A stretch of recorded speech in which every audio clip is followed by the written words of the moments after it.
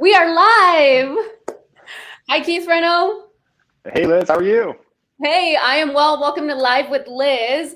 I'm excited. Today we have some really good stuff planned for everybody, including your spring mortgage update. And for those of you who don't know, this is Keith Reno of Wintrust Mortgage. Keith, do you want to tell them a little bit more about yourself? Yeah, absolutely. Well, Liz, well, first off, thanks for having me. Appreciate it. Keith Reno, Wintrust Mortgage.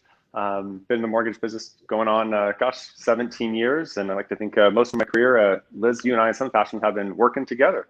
Yep, So time flies. time does fly.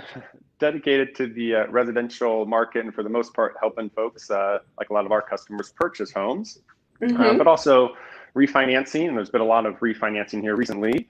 mm-hmm. But yeah, love to give an update here and address any questions your audience might have.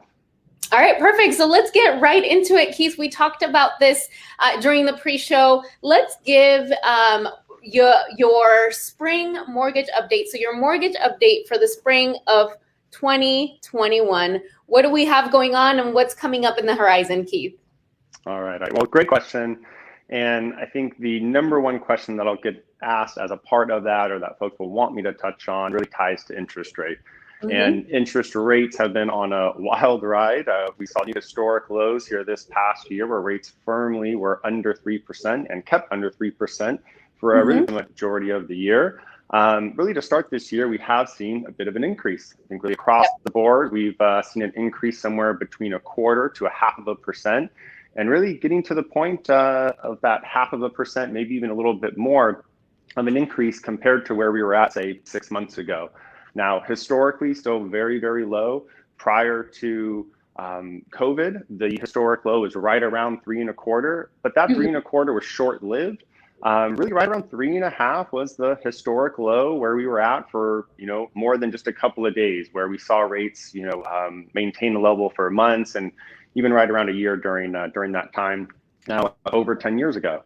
I think we'll probably get back to that range, in the low to mid threes. It's about where we're at now, say on a 30-year fix, depending on someone's individual situation, credit score, down payment, all that good stuff. But lows are in the low to mid threes now, and I think we'll see the low to mid threes getting to the mid threes, maybe slightly over that point throughout this year.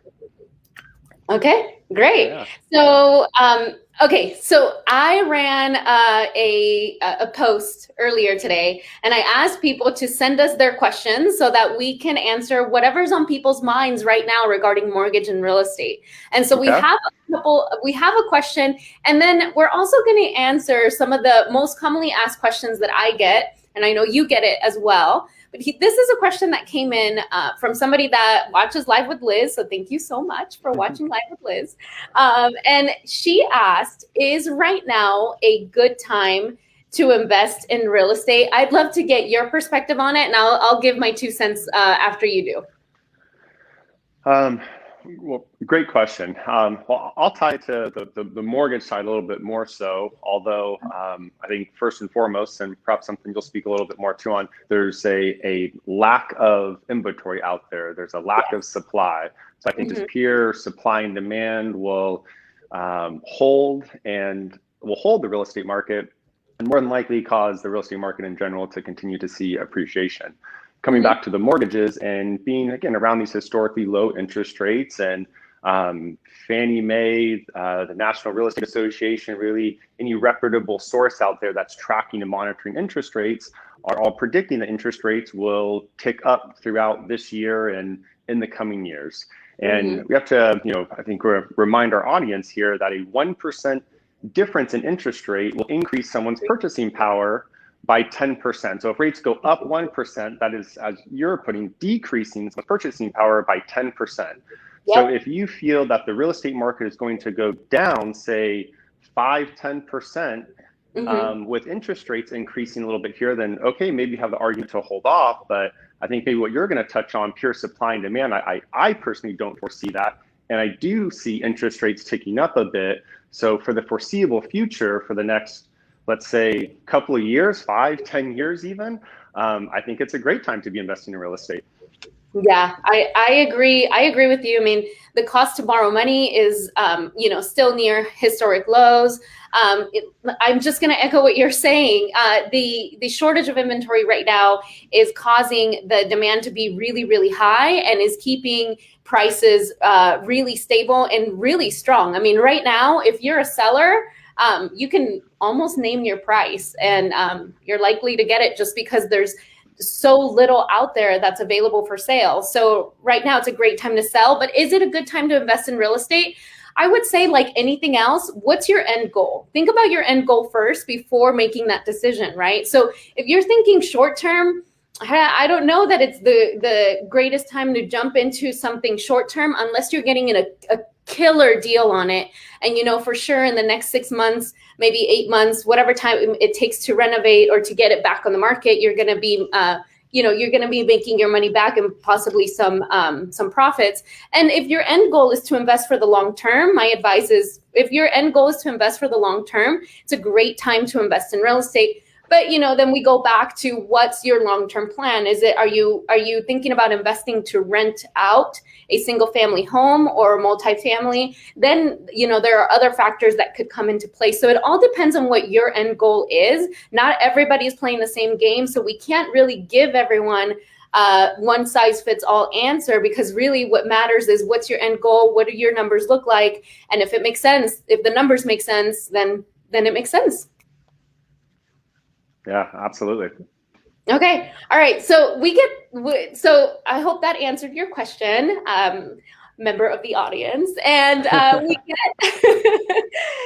going to get into some commonly asked questions that we get all the time. I always get these either direct messages or text messages from people asking, what is the minimum credit score that somebody needs to apply for a mortgage loan?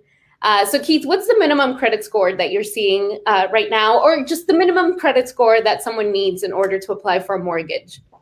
Great question. Great question. And certainly depends on the institution that someone may be applying with, or the lender that they may be working with. I think in general, folks out there will see a range somewhere between 620 and 660. Mm-hmm. One thing I'll share, this was actually recently posted on Keeping Current Matters, something that, Yeah. a resource that you and I tend to take a look at as far as, tracking certain real estate trends. Mm-hmm. And they had a post recently that was showing that folks in the last 12 months that had a credit score of 650, so kind of right in the middle of that range that I just gave there, 650 or below, only 6% of those individuals made up the overall mortgage market. So in general, and what I would share with folks is, you want to target, 640 plus.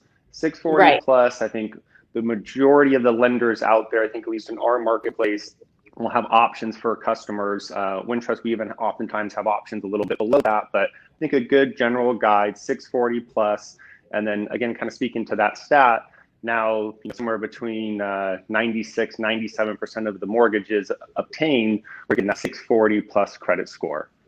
Mm-hmm. Yeah, absolutely. So the short answer to that question is 640 and above. Yeah, it does depend, and you might hear a radio commercial, or you might see an ad somewhere with a different credit score, maybe something lower than that. But really, if you're 640 and above, that also shows you're mortgage ready, right? Like, you're ready to take on that responsibility. I think it shows some financial responsibility that I think lenders like to see. And, and if you're financially responsible, then you're ready to purchase a home. All right. So let's answer this other question that we often get is, what do I need to apply for a mortgage? Well, I'll go back to the 3 key components when it comes to financing. Credit, not just an individual's credit score, which we just touched on, but the minimum obligations that will appear on someone's credit, or maybe that they're legally obligated to. And then we'll look at qualifying income. So if folks are receiving a W-2 at the end of the year, typically it's pay stubs and W-2s. If someone's self-employed, then we're going to look at tax returns, and perhaps a little bit further to someone's bank statements. And then down payment. And let's not forget, there are down payment assistance and closing cost assistance options still out there. And there's minimum down payment options out there with as little as 3%, 3 to 5%, the typical minimum down payment range. And again, we're talking about credit scores as low as 640 and sometimes even lower. I think, a lot of opportunity, but qualifying income, down payment, or sourcing sourcing the down payments if we're not using perhaps one of those programs, and then meeting those credit requirements. I recently called you to ask you a question. I had this situation where I have a friend who owns a property out of state, wants to move back to California, put her property up for sale, and for reasons out of her control, she had to depart from her from the job that she had in Arizona, and was thinking about moving back. Now that she's selling her home, she's going to have some proceeds from the sale of that house in Arizona to invest here in California. But unfortunately, because there's a break there in her employment, she's going to have to wait until she is employed here in California for at least, did we say 2 months, or at least a good, how long did we say, Keith? Good question. It depends on the type of employment, and if it's like employment, if it's a similar line of work or perhaps position that she held there in Arizona, she's coming to California. It also depends on the gap. So there's the potential, if it is like employment and that gap isn't more than a couple of months, or really more than, say, 6 months, we might not need that individual to wait at all. But if, say, that individual, maybe it takes a year to obtain the right position, then we might need to see that that individual has been back employed for 6 months. Okay, so got it. Little case by case, but I would say no more than 6 months would be a worst case. Got it. So if there's an employment gap, try to make it less than 6 months, and try to go to a position that's like for like, meaning it's a comparable job with comparable salary to the one that you held before. That would be ideal. Yes. Okay, awesome. Perfect. Well, thank you so much, Keith. I always appreciate your mortgage updates, and you're always available to help my clients. So I really appreciate that. Where can they reach you if they have questions or need any mortgage guidance? Yeah, no, and again, thank you very much for having me. I think on the screen there, that is my cell phone, 818-521-8515. Please reach out anytime, call, text, and happy to help. Okay, awesome. Well, thank you so much, Keith. Have a great afternoon, and I'll talk to you soon. Thanks, Liz. Thanks, everyone. Bye, guys.